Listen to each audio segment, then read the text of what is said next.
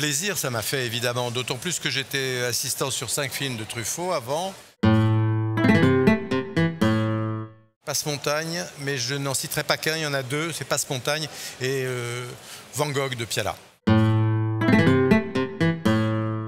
Oh, je crois que c'est La Prison de Bergman.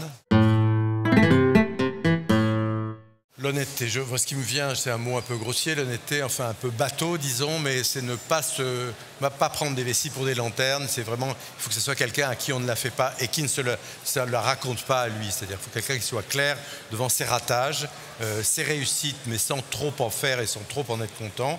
Le modèle de ça, c'est Piala qui disait, bon, finalement, je fais des films plutôt un poil moins mauvais que les autres.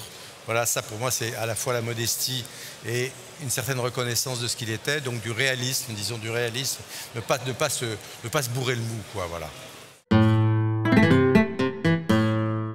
C'est pas que je déteste, mais que pour eux c'est très dangereux, c'est l'autosatisfaction permanente, montrer le film trop tôt au distributeur en pensant que c'est fini, penser que toutes les idées sont bonnes et qu'il faut les laisser dans le film, alors qu'il y a forcément, en passant du papier, c'est-à-dire du scénario écrit, à la réalité du corps des acteurs et de leur voix, il y a forcément un gros changement qui se fait et il faut s'adapter à ce changement.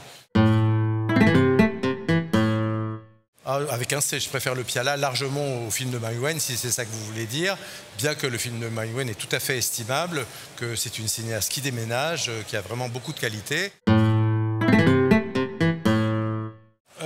C'est les mêmes, c'est d'être désagréable. Un mauvais monteur, c'est celui qui bousille un film, un bon monteur, c'est celui qui suit le film, qui est le caméléon du style du réalisateur. C'est quand j'ai été viré du film de Nicole Garcia, parce que j'aimais pas tellement le film qu'on montait, qui était le fils préféré, et que j'en avais coupé énormément. Peut-être dans Louloute de Vielle, où ouais, c'est peut-être bien ça.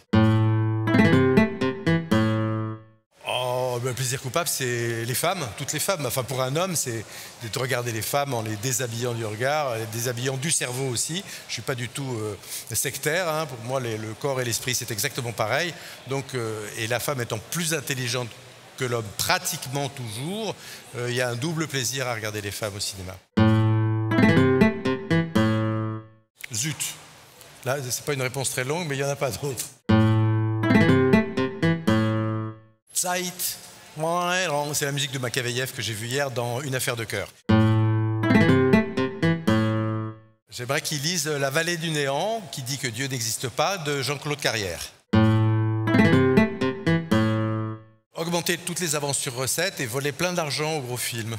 Enfin, disons, non, sérieusement, voir un peu sérieusement les budgets, ce qu'on peut enlever d'inutile aux très gros films. Parce que la marge est tellement énorme entre, prenons le film de Vielle dont je parlais tout à l'heure, où il doit y avoir 3,50 balles pour le produire, et puis des trucs où il y a 12 plans à la seconde et tout ça, où chaque plan coûte, je sais pas, 100 000 €. Voilà, c'est un petit équilibre là-dedans, voilà.